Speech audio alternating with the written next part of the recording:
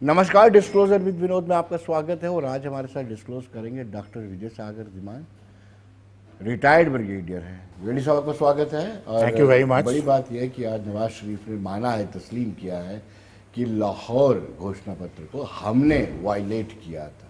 99 की बात है, 500 से ज़्यादा हमारे जवान शहीद हुए, इसमें अधिकारी भी थे। और आज पाकिस्तान इस बात को तस्लीम कर रहा है। और उस वक्त लाहौर बस जो स्वर्गीय अटल बिहारी वाजपेयी लेकर गए थे, उस पर भी उंगलियां उठी थी, जिसके बाद कारगिल हुआ था। अब उनका मानना किस बात को तस्दीक करता है? देखिए, जहाँ तक नवाज शरीफ साहब का सवाल है जी। तो मैं आपको दर्शकों को ये बताना चाहूँगा कि इतनी ज़्यादा तवज्जो नहीं दी जाए उनकी स्टेटमेंट के ऊपर। वो एक ट्रू पॉलिटिशियन है। स्पेशली एक ट्रू पॉलिटिशियन जब आउट ऑफ पार होता है ना, तो उसका कोई पर्पज़ होता है। आज वो शायद इन पार नहीं बोलेंगे क्योंकि उन्होंने अपने भाई को प्राइम मिनिस्टर बनाया, बेटी उनकी चीफ मिनिस्टर है पंजाब प्रोविंस की, तो वो बाहर से बात कर रहे हैं। अब इनका कुछ पर्पज़ है, जैसे अभी मैं आपके इसके ऊपर खुलासा करता हूँ। परंतु इसके पहले मैं आपको थोड़ा ये भी हिंट दे दूँ कि 2018 में 17 में इनको डिस्पोज ऑफ कर दिया गया था आर्मी की तरफ से, ऑफकोर्स इलेक्शन में, जो एक इलेक्शन की जगह सिलेक्शन थी, और इमरान खान साहब को इंस्टेट कर दिया गया था। तो जब ये 2018 में जब ये बाहर थे और इनके अगेंस्ट केसेस भी चल रहे थे, उस वक्त भी उन्होंने एक स्टेटमेंट दी थी जो शायद आपको इंटरेस्ट करे। उन्होंने बोला था 2008 यानी कि 10 साल के बाद का जो मुंबई हमला हुआ था, उसके जो परपेट्रेटर्स थे वो पाकिस्तानी ही थे। वो कहते हैं कि हमको पता है कि वो सरहद क्रॉस करके पाकिस्तान गए हैं और इतने लोगों को मारा है, तो हमने आज तक उनके ऊपर क्यों नहीं कार्रवाई करी? इस तरह की स्टेटमेंट देखिए, वो किसको डुबाना चाहते हैं? Exactly. सवाल ये पाकिस्तान की जनता को, इंडिया की जनता को। एग्जैक्टली मैं वही आपको बता रहा हूँ ना, पाकिस्तान में तो सूट नहीं करता है। That is what I am saying. कोई एक सेक्शन चाहती है किस तरह। मैं आपको ये बताना चाहता हूँ ना कि उस वक्त वो एड्रेस कर रहे थे अपनी आर्मी को, जो उनके अगेंस्ट थी जी। तो ये किस्म के दुनिया को बोल रहे थे कि देखिए, टेररिज्म हालांकि पूरी दुनिया को पता कहाँ से आता है और पाकिस्तानी भी जानते हैं, मगर वो परपेचुअली डिनायल मोड में है। तो उस वक्त उन्होंने आर्मी को डिस्क्रेडिट करना था, इमरान खान को डिस्क्रेडिट करना था। उसी तरह से आज सिचुएशन क्या है कि पाकिस्तान की माली हालत बहुत ख़राब है, उनको किसी तरीके से इंडिया से ट्रेड रिलेशंस करने हैं। अब वो ओपनली कैसे करें? हालांकि आर्मी स्ट्रांग है, पर इस वक्त आर्मी भी बैकफुट पे है जी। वो नहीं आते चाहते कि सामने आकर के वो चार्ज लें किसी चीज़ का, क्योंकि उनको लगता है यहाँ पे फेलियर के चांसेस ज़्यादा हैं, सक्सेस के कम हैं, इसलिए वो चुप है। तो ये नवाज शरीफ साहब एक तीसरा ट्रॉयका यानी एक पॉइंट ऑफ इंफॉर्मेशन बन के उभरे हैं और वो फीलर्स दे रहे हैं। It's not exactly track two diplomacy, but एक किस्म का form of track two diplomacy कि इंडिया को हम इम्प्रेस करें, माने कि देखो जब 99 में वाजपेयी साहब आए थे, हमने एक पीस अकॉर्ड किया था, परंतु वो उनके उसको वायलेट कर दिया, उसको वायलेट किया क्योंकि मुशर्रफ साहब नहीं चाहते थे, जो चीफ ऑफ आर्मी स्टाफ थे, कि इंडिया के साथ ऐसा कोई अटैक हो। इसीलिए उन्होंने कारगिल किया और उसके बाद उसके इमीडिएटली बाद क्या वो शरीफ साहब को डिस्पोज भी कर दिया और वो खुद प्रेसिडेंट बन गए। जी, क्या वो चाहते हैं कि भारत के साथ बेहतर रिश्ते हो? ऐसा कोई दबाव बना है अंतर्राष्ट्रीय जो इस तरह की स्टेटमेंट दे रहे हैं? देखिए, दबाव उनके ऊपर अंतर्राष्ट्रीय दबाव तो पहले से भी था, या आर्थिक तौर पर दबाव बना हुआ है। आज की डेट में क्या है कि it's a compulsion for them, क्योंकि जो अगर वो इंडिया ने उनको मोस्ट फेवर्ड नेशन स्टेटस दे रखा है। अगर आज वो आतंकवाद बंद कर दें और भारत के साथ ट्रेड करें तो उनकी ज़्यादा तरक्की होगी वीज़ा भी। जो ये सीपैक पे जो चाइना के साथ वो कर रहे हैं अपने बाद, चाइना उनको तो ग्रांट भी नहीं दे रहा, उनको लोन दे रहा है एक बड़ी ही मुश्किल शर्तों पर। हमारे के साथ जो अगर वो ट्रेड करेंगे तो उनकी जो इन्फ्लेशन लेवल नीचे आ जाएगा, जो सारा, हालांकि भारत के गुड्स जाते हैं पाकिस्तान में, बट वो वाया दुबई जाते हैं, तो उनकी सबकी कीमतें नीचे आ जाएंगी। वो पाकिस्तानी बिजनेसमैन के लिए एक फेवरेबल बात होगी। और ये बिजनेस का जो तबका है पाकिस्तान के अंदर, वो ये रोज रोज वो बोलता है। तो आज शायद अपने नवाज शरीफ साहब, हालांकि वो अपनी पार्टी के कन्वेंशन में बोल रहे थे, इंपॉर्टेंट जगह पे, कोई ऐसी छोटी मोटी जगह नहीं है, तो इसका मतलब ये है कि वो फीलर देना चाहते हैं या एक माहौल क्रिएट करना चाहते हैं कि इंडिया को किसी तरीके से वू किया जाए टुवर्ड्स पाकिस्तान। लेकिन इस स्टेटमेंट के बाद क्या रिएक्शन होगा पाकिस्तान की सेना, ISI का? मेरे ख्याल में कोई खास रिएक्शन ना वहाँ होगा और ना इंडिया में इसको किसी ने सीरियसली लेना है, because this is just a statement. वो भी उन्होंने अपने पार्टी वर्कर के सामने उनकी एनुअल कन्वेंशन में बोली है, तो वो बाहर क्या रिएक्शन होता है अभी देखते हैं। अभी कोई जर्नलिस्ट की हमारी बात नहीं हुई या हमें किसी टेलीविज़न शो में उन्होंने बुलाया नहीं, हमने उनके विचार सुने नहीं हैं, बट मेरे अपने अंदाज़ा ये है कि this is just one of दो स्टेटमेंट्स जो लोगों को प्लीज़ करने के लिए दे दी है एक पर्टिकुलर सेक्शन को। क्या पाकिस्तान अफोर्ड कर सकता है भारत के साथ दोस्ती, चाइना और अमेरिका को नाराज करके? देखिए जिन्होंने ग्रे लिस्ट से निकाला चाइना अमेरिका नाराज़ नहीं होते। अगर वहाँ से कोई, अगर आपको लग रहा है कि उनकी कहीं पर है मुखालफत, वो बेसिकली उनकी इंटेलिजेंस एजेंसीज हैं। ये एक वर्ल्ड डिप्लोमेसी इस वक्त चल रही है। It is not unipolar, bipolar, multipolar, it's omnipolar कि एक वही कंट्री है जिसके साथ आप दुश्मन भी हैं और दूसरी तरफ उसके साथ दोस्ती भी करते हैं। इंडिया चाइना को ले लो, यहाँ पे मैं आपको बहुत उदाहरण दे सकता हूँ। रशिया को ले लो, अमेरिका को ले लो, एक तरफ कहीं पे वो आपके दोस्त हैं, कहीं पे वही आपके अगेंस्ट काम करवाते हैं। पाकिस्तान को यूज़ करते हैं। CIA जो है ISI को क्यों नहीं मरने देती? क्योंकि उनको पता है ISI एक स्ट्रॉन्ग टूल है इंडिया को कंटेन करने के लिए, मगर इंडिया चाहिए चाइना को कंट्रोल करने के लिए। तो ये एक लेबरिंथ है, एक मेज़ है जिसमें बड़े कॉम्प्लेक्स रिलेशनशिप हैं। अगर आप हमारे जयशंकर साहब को सुने, रोज़ उनकी स्टेटमेंट्स आती हैं, तो ये पता लग रहा है कि इंडिया की जो फॉरेन पॉलिसी है बहुत मैच्योर हो चुकी है और बड़े हायर लेवल पर जा चुकी है। और बेस्ट बात इसमें यह है कि जो डिसीजन जयशंकर साहब लेते हैं, जो करियर डिप्लोमेट खुद रहे हैं, उनको इसकी पूरी समझ है, उनको मोदी जी की पूरी सपोर्ट है, and that is a very positive sign. इससे हमारे इंडिया का जो नाम है चढ़ रहा है। जी, लेकिन बघेली साहब, जिस तरीके से भारत इस तरह की स्टेटमेंट दी है, भारत में लोकसभा के चुनाव चल रहे हैं, लोकसभा चुनाव के दौरान POJK डिस्कस किया जा रहा है कि POJK में भी प्रोटेस्ट हो रहे हैं पाकिस्तान सरकार के खिलाफ, क्या ये भी एक दबाव का हिस्सा हो सकता है? देखिए, ये बहुत बड़ा दबाव है। In fact I am so happy कि आपने ये मुद्दा निकाला POJK वाला। POJK में जो इस वक्त हालत है, वहाँ ओपनली, आज से नहीं बल्कि कोई 1.5 साल से हम देख रहे हैं, ओपनली वो नारे लगा रहे हैं, आर पार जोड़ दो, कारगिल रोड खोल दो। और उनके जो लोग हैं POJK के, वो ओपनली कह रहे हैं क्योंकि आप, हमें मोदी जैसा प्राइम मिनिस्टर चाहिए। और स्पेशली अगर मेरी जो रिसर्च कहती है कि ये सब स्टार्ट हुआ है जब इंडिया ने चंद्रयान की लैंडिंग करी है मून के ऊपर, तब उनको जाकर समझ में आई है कि हम कहाँ रह गए और इंडिया कहाँ चला गया। अभी तक जितने भी जर्नलिस्ट आते थे न्यूज़ चैनल्स के और पाकिस्तान, मुझे अभी भी याद है, वो कहते थे इंडिया में भुखमरी है, लोगों के लिए खाने के लिए कोई नहीं है, तो हम उन पर हंसते थे। इंडिया स्पेरों का देश है। हाँ, तो उनको मैंने बोला, मैं कहा देखिए आपने स्टेटमेंट दी है, बिल्कुल सही स्टेटमेंट है, यहाँ गलती आपसे ये हो गई है, जहाँ पे आपने पाकिस्तान बोलना था आपने इंडिया बोल दिया।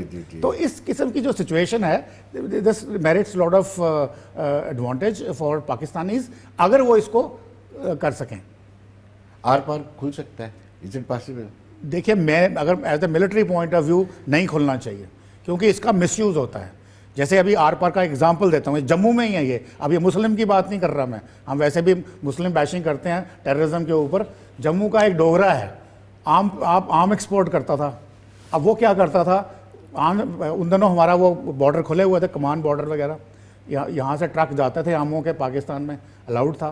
तो मैं नहीं कह रहा कि उसमें वेपन्स आ जा रहे थे, वो होते होंगे, I am not aware, but एक चीज़ I am aware from the security agencies कि अगर उसने मान लो 1 लाख रुपए का ट्रक है, I don't know exact amount, अगर उसने एक ट्रक भेजा 1 लाख रुपए का, उन्होंने ऑर्डर प्लेस किया था 10 ट्रक्स का, इन्होंने एक भेजा, तो इनके 1 लाख वापस आना चाहिए था, बट पैसा इनके पास 10 लाख का आया। और उनको बोला गया कि आप 1 लाख अपने पास हवाला मनी, एक्स्ट्रा हवाला मनी रखिए, बाकी बांट। अब ये लीगल ट्रांसफर है और वो पकड़ा गया है। गांधीनगर में कहीं पे ये न्यूज़पेपर रिपोर्ट थी आज से 2 के 3 साल पहले। तो इस तरह का अगर ट्रेड एम्यूनिशन भी होता था जी आर पार इसी रूट से, क्या आम एम्यूनिशन भी आर पार होता था? आम एम्यूनिशन भी होता था। उसका क्या होता था कि मान लो अभी जैसे सीमेंट की बोरियां जा रही थी अटारी बॉर्डर पे, ये मुशर्रफ साहब ने भी एक दिन उनके साथ डिस्कशन हो रही थी, तो उन्होंने बोला क्या आप मोस्ट फेवर्ड नेशन स्टेटस की बात कर रहे हैं कि मजदूर एक एक बोरी उठा के लेके जाता है, पूरी की पूरी वैगन नहीं जाती, वहाँ ट्रांसशिपमेंट होती है। अब उस ट्रांसशिप में पता लग जाता है कि कहीं आर्म्स एम्यूनिशन तो नहीं है इसके अंदर जी, तो इसलिए उसका भी खतरा है। तो इसलिए मैं trans border trade without Pakistan making a commitment कि सारे टेररिस्ट को रोप इन ना करे, तब तक मैं बिल्कुल इसके फेवर में नहीं। जी, तो उनको तो आपसे उम्मीद है, वो प्रधानमंत्री नरेंद्र मोदी से भी उम्मीद कर रहे हैं POJK के लोग कि उनकी हेल्प की जाए। आप कैसे हेल्प कर सकते हैं? एक तरफ चाइना का भी सब कुछ स्टेक में लगा हुआ POJK। बिल्कुल सही बात है आपकी, POJK के लोगों की हेल्प करना बहुत ज़रूरी है। जैसे बलोचिस्तान की भी गवर्नमेंट इन एग्जाइल ऑलरेडी बन गई हुई है, उनकी प्रधानमंत्री नाइला समीना समथिंग, उनका नाइला कुछ नाम है, वो भारत में 2 हफ्ते रही पिछले साल या पिछले से पिछले साल, और वो प्लीड करती रही हर प्लेटफॉर्म पे कि इंडिया प्लीज़ सपोर्ट अस। हमें इंडिपेंडेंट डिक्लेयर कर दो, हमें रिकग्निशन दे दो। सिमिलर चीज़ हमने आज से कोई 1.5 साल 2 साल पहले सजेस्ट करी थी कि पीओजेके के अंदर जो हमारी 24 सीटें हैं, हम उनके जो रिप्रेजेंटेटिव हैं इंडिया में, चाहे वो दिस साइड हो, वहाँ के लोग जो माइग्रेट करें उनको इलेक्ट करा के बिठा दो दिस नहीं, पहला। नंबर 2, जितने भी उनके डिस्ट्रिक्ट्स हैं, मीरपुर, मुजफ्फराबाद वगैरह जितने 5-6 डिस्ट्रिक्ट जो हैं, उनके एक एक ऑफिस खोल दो अपने डिस्ट्रिक्ट के साथ, और अगर उनका आदमी कोई आगे कंप्लेन करना चाहे तो कर सकता है। अपनी जम्मू कश्मीर लद्दाख की हाई कोर्ट में वो अपना केस डाल सकते हैं। हमारी पार्लियामेंट में उनका एक आधा मेंबर हम बना के रख सकते हैं। तो ये अगर मेजर करें तो ये उनके लिए एक बहुत बड़ा मॉरल बूस्टिंग होगा। क्योंकि आज की डेट में अगर आपको पता है कि जो पीओजे में, हालांकि वहाँ इलेक्शंस होती हैं, प्राइम मिनिस्टर चुनते हैं, परंतु उसके ऊपर भी एक उन्होंने कमेटी बनाई है by 14th amendment to the constitution. वो उसमें कहता है कि उसके 7 मेंबर्स होंगे, 3 मेंबर पीओजेके के होंगे इंक्लूडिंग द प्राइम मिनिस्टर, और 3 होंगे पाकिस्तान के, nominated by prime minister of Pakistan, और prime minister of Pakistan will be head. तो अब पीओजेके का जो प्राइम मिनिस्टर है, उनकी जो गवर्नमेंट है, उसका स्टेटस सिर्फ इतना ही है कि वो रेवेन्यू कलेक्शन करें। उनको कोई अख्तियार नहीं है कि खर्चा कैसे करना है, क्योंकि सारे डिसीजन तो वहाँ से आने हैं। उनके पास मंगला डैम है मान लो, वैसे ही बादशाह डैम है, तो उनकी कोई रॉयल्टी इनको नहीं मिलती है। और अगर वहाँ पे बिजली की जनरेशन की कॉस्ट 2 रुपये पर यूनिट आती है तो इनको 12 रुपये में बेची जाती है। खाने के लिए कुछ है नहीं, तो अब नेचुरली वो क्या करेंगे। तो काफ़ी सारे जो उनके जो बागी लीडर्स हैं वो कहते हैं हमें प्रधानमंत्री मोदी की तरफ देखते हैं। अब प्रधानमंत्री मोदी जो मैंने आपके 2-3 ये हमने कोई 2 साल पहले भी हमने ये सजेस्ट किया था कि कम सिंबॉलिक तरीके से पार्लियामेंट में, जम्मू कश्मीर की लेजिस्लेटिव असेंबली में, हाई कोर्ट में, डिस्ट्रिक्ट एडमिनिस्ट्रेशन में उनकी भागीदारी शुरू कर दो, चाहे वो सिंबॉलिक ही क्यों ना हो, कम से कम मोरल बूस्ट उनके लिए होगा। जी, इस तरह के स्टेटमेंट देने से क्या हो सकता है, भारत और पाकिस्तान के रिश्ते बेहतर हो जाए कि हम मान रहे हैं हमने जो कारगिल युद्ध किया था वो अकॉर्ड का वायलेशन था, इससे क्या रिश्ते बेहतर? नहीं, वायलेशन मानना क्या थी, इट्स नोन फैक्ट, पूरी दुनिया जानती है। आज आप मान के क्या, बिल्ली 900 चूहे बिल्ली खा के हज को चली, अब उसका कोई फायदा नहीं है। इसलिए मैं कह रहा हूँ इसको मैं ज़्यादा तवज्जो देता नहीं हूँ। परंतु जैसे आपने सवाल किया कि हम क्या कर सकते हैं, वो मोदी जी की अब जब बनते हैं तो तीसरी बार आते हैं प्रधानमंत्री, मुझे लगता है ऐसे कुछ मेजर्स लेने चाहिए, उनको मॉरल सपोर्ट तो कम से कम देनी चाहिए। फिर वो इल्ज़ाम लगाते हैं कि आपकी जो एजेंसीज़ हैं रॉ वगैरह वो यहाँ कर रही हैं। मुझे नहीं लगता कि हमारी रॉ वगैरह एजेंसीज़ करती हैं, बट अगर करती हैं तो I am the happiest man. इसका मतलब मोदी जी के नाम पे एक फ़ायदा और जाता है कि हमें बिना बताए, जो ऑफकोर्स कभी नहीं बताया जाएगा, उनको भी उन्होंने ट्रेन किया है और वो अच्छा काम कर रहे हैं। क्योंकि इसके अलावा पाकिस्तान का जो टेररिज्म का जो फैलाने का जो तंत्र है उसको तोड़ने का और कोई तरीका नहीं है। ये काउंटर मेजर्स हमने लेने ही लेने हैं। प्लस जो रावी का पानी है उसको भी हमने बंद करना ही करना है। जी, इंडियन रेजोल्यूशन का क्या बनेगा? PoK is a part and parcel of India. Resolution देखिए वो धरा का धरा रहेगा, इम्प्लीमेंटेशन नहीं, धरा नहीं रहेगा, but it will take time. It is not that easy, because इसमें पॉलिटिकल चीज़ें इन्वॉल्व है, डिप्लोमेटिक इन्वॉल्व है, मिलिट्री इन्वॉल्व है, सीपैक इन्वॉल्व है, वर्ल्ड स्ट्रैटेजी इन्वॉल्व है, because it is no more a dispute with India and Pakistan. China आ चुका है, बलोचिस्तान को भी हम इसको पार्टी मानेंगे, सिंध वाले भी बात करते हैं। Ultimately Pakistan is reduced only to the Pakistani part of Punjab ji, because ये इनकी जो हेजमनी थी पंजाबियों की दूसरों के ऊपर, वो आज खुल के बाहर आ रही है। जी, तो क्या आपको लगता है कि जिस तरीके से ये बात कही जा रही है, राजनाथ सिंह जी बार बार ये बोलते हैं कि हमें संघर्ष करने की, यानी युद्ध करने की ज़रूरत नहीं है, कोई पहाड़ का इस्तेमाल करने की ज़रूरत नहीं है, अपने आप ही पीओजेके हमारे साथ मिल जाएगा, ऐसी संभावनाओं को आप कैसे देखते हैं? देखिए, संभावनाएं बिल्कुल हैं। इस किस्म की जो बात होती है, जो हमारी इस वक्त वर्ल्ड जियोपॉलिटिकल सिचुएशन है, भारत का रुतबा बढ़ रहा है, तो इस वक्त ये हम दुनिया को कह रहे हैं कि युद्ध का समय नहीं है। जैसे प्रधानमंत्री ने पुतिन साहब को बोला, वैसे हम इसराइल को भी कह रहे हैं, पैलेस्टीनियंस के लिए जो मॉरल लॉजिस्टिक सपोर्ट है वो भी दे रहे हैं, वो सब हम कर रहे हैं। तो इस वक्त हार्ड पावर यूज़ करने का टाइम नहीं है, इस वक्त सॉफ्ट पावर यूज़ करने का टाइम है। और सॉफ्ट पावर मेरे ख्याल में मोदी जी ने प्लान बना रखा होगा। अभी तक जो हो रहा है, हालांकि हम we are not privy to that, but हमें जो हो रहा है ग्राउंड पे जो नज़र आ रहा है, I think India is on the right direction. लेकिन अपोजिशन, विपक्ष जो है वो कहीं ना कहीं चाइना के मुद्दे पर सरकार को घेरते हैं कि चाइना इतना अंदर आ गया। राहुल गांधी भी लद्दाख में जाते हैं, कहते हैं कि मैंने देखा, मैंने पूछा कितने लोग इधर आ गए हैं, कितना अंदर चाइना का है। देखिए, मैं पहले भी शायद आप ही के चैनल पे भी बोल चुका हूँ कि ये जो ऑपोजिशन स्पेशली कांग्रेस पार्टी, माफ़ कीजिएगा मैं नाम लेना नहीं चाहता था पर वो थोड़ा सा दिल से निकल गया, ये बिल्कुल anti army anti moral of the troops काम करते हैं। अगर इनसे लॉजिकली पूछा जाए कि भाई वो कहते हैं जी हमारी वो पेट्रोल को नहीं जाने दे रहे, अब देखिए वहाँ टॉक्स चल रही हैं कमांडर लेवल की जी, को कमांडर लेवल की, वहाँ पे कुछ गिव एंड टेक होगा, ठीक है, तो कुछ इधर उधर होगा, उसके बिना चारा नहीं है, क्योंकि वो भी एक फॉर्मिडेबल पावर है, वो कोई पुश ओवर नहीं है कि वो कोई मालदीव्स नहीं है। मालदीव्स ने भी आपको पहले आंखें दिखा दी थी। तो वहाँ पर के मैं उनको कांग्रेस पार्टी को ये पूछना चाहता हूँ कि भाई आपके नेहरू के टाइम के आप भूल गए, पूरा का पूरा एक साइचन दे दिया उनको, हाईवे G219 उनको बनाने दी आपकी धरती पे, वो एरिया आपने दे दिया, उसकी आप कोई बात नहीं करते। 62 में जो आपने मार खवाई, it was not a military failure, it was a political failure. 35,000 kilometre आपने उसको दे दिया, वो आपको याद नहीं आ रहा। यहाँ पे 2 पेट्रोलिंग पॉइंट पे बफर जोन क्रिएट कर दी तो आपको लगता है एरिया चला गया। फिर आप कोर्ट करते हैं चारवाहों को, और एक IPS ऑफिसर साहब पता नहीं किस मूड में आ गए, क्या बोल गए, उनका भी उनको कांग्रेस कोर्ट करती है। आप मिलिट्री वाले को पूछो जो ऑन ग्राउंड खड़ा है वहाँ पे, उसको बोलो भाई उसको कोर्ट नहीं करेंगे वो इनको बताएंगे ना, बिकॉज दैट इज कॉन्फिडेंशियल। जी, उनकी लोकेशन जो है, इनको तो अपना चुनावी वो करना है, एक सरकार को घेरना है। तो मैं कहता हूँ डेमोक्रेसी है, घेरो, राइट है आपका, मैं बिल्कुल डिनाई नहीं कर रहा, पर जब ये ऑपरेशन सारा खत्म हो जाए। इस वक्त जो जवान बैठा हुआ है वो कहता है मेरी वाइफ नहीं है, फैमिली नहीं है, मैं 10 महीने घर से दूर रहता हूँ, और जब मैं यहाँ काम कर रहा हूँ कहते हैं जी आप उनको तनख्वाह देते हो, बट आप भी नौकरी करते हो, आप भी तनख्वाह लेते हो, कोई भी सिटीजन तनख्वाह लेता है, पर कोई सिटीजन ऐसा है जो तनख्वाह लेते समय गोली भी फेस करता है, जहाँ उसकी लाइफ जाती है, तिरंगा में लिपट के आता है। तो ऐसे आदमी का मोरल डाउन करोगे तो नुकसान किसका होगा? आज वो वहाँ बैठा हुआ है तो आप चैन की नींद सो रहे हो। जी, अब अभी जैसे उस दिन भी कांग्रेस के आपके प्रवक्ता बोल रहे थे, मैंने उनको बताना भूल गया, पाकिस्तान यहाँ से जम्मू से 18 किलोमीटर दूर है। अगर BSF वाले एक्टिव ना हो या आर्मी वाले एक्टिव ना हो तो आपका जम्मू घेरा जाएगा विद इन 2 days। जी, लेकिन कांग्रेस ये कहती है कि जो उन्होंने किया है, पाकिस्तान को 2 हिस्सों में तोड़ा, चाइना को आंख दिखा के बात की, वो कितनी सच्चाई है?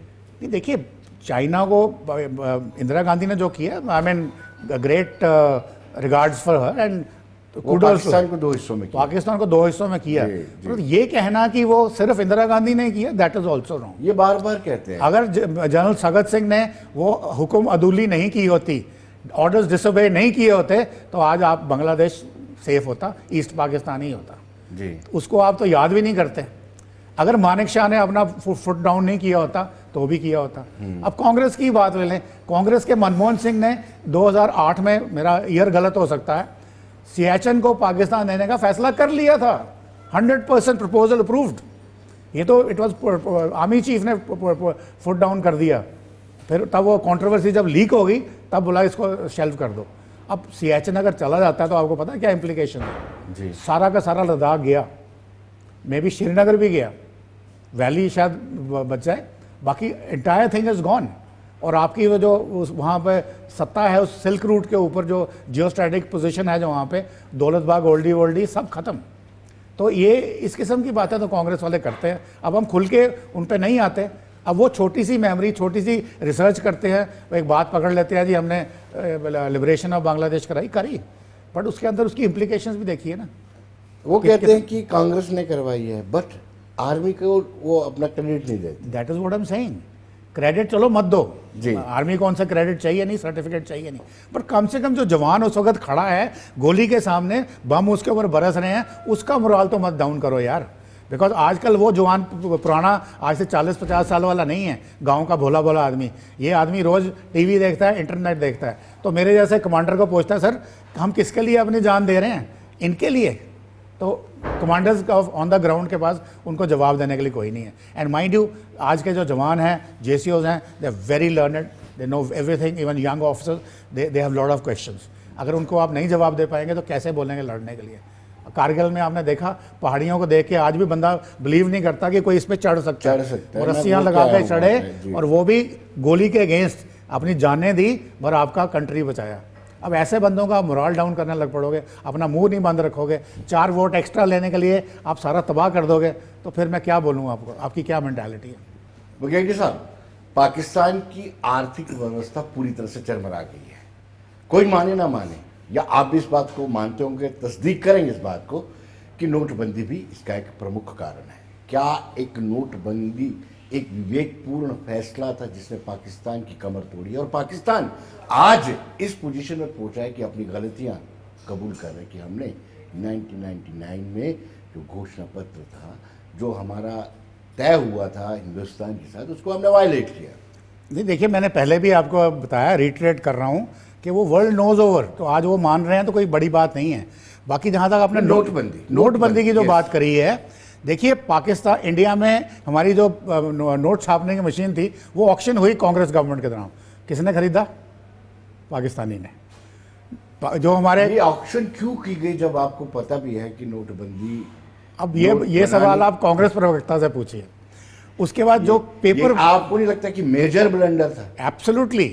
और जो पेपर जिसके ऊपर नोट छपते थे वो जिस कंट्री से आता था, पाकिस्तान भी उसी कंट्री से खरीदता।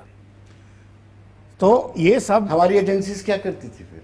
अब ये फिर मैं भी सवाल कांग्रेस प्रवक्ता ही पूछूंगा ना मैं, क्योंकि उन्होंने इतने साल कंट्री के ऊपर रूल किया है, तो इनके दिमाग में ये नहीं आए। आरबीआई के गवर्नर रघु राजन साहब बड़े प्रतिष्ठित सम्मानीय बंदे हैं, पर वो भी इनका साथ देते हैं।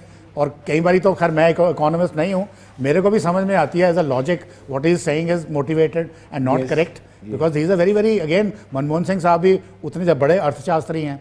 तो अगर वो बात साहब, आप हमें लॉजिकली बताएंगे कि नोटबंदी का पाकिस्तान की अर्थव्यवस्था पर कैसे? देखो, पाकिस्तान में जो मेजर उनका थ्रस्ट था वो इंडिया की करेंसी को, फेक करेंसी को इंडिया में घुसेड़ना था, and they were pretty successful about it.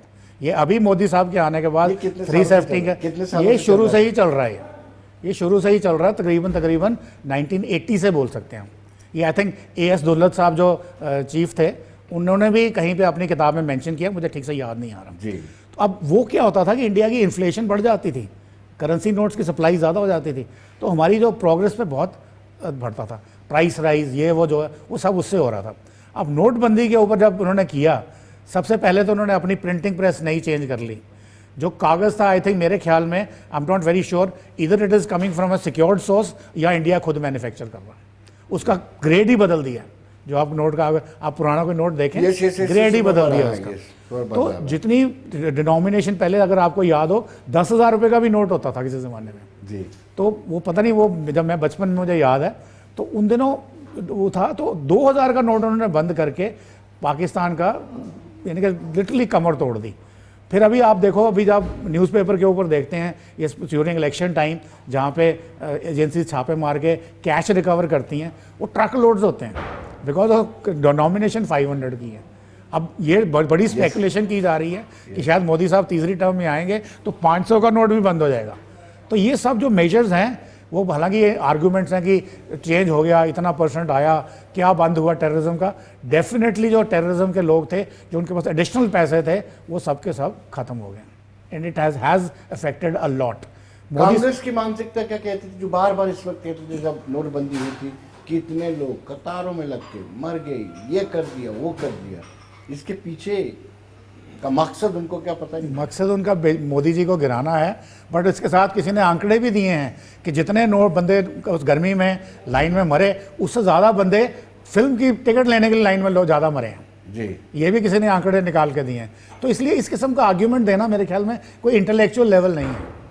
और अगर आप बेवकूफ़ बना चाहते हो तो इलेक्टोरेट को, तो फिर I mean I have nothing to say about it. बघेड़ी साहब, क्या जो पाकिस्तान की आर्थिक हालत है, बुद्धि ठीक करेगी पाकिस्तान की?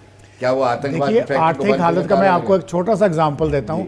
भारत की आज फॉरेन एक्सचेंज के रिजर्व कितने हैं? Is almost touching $700 billion, 670 something आसपास।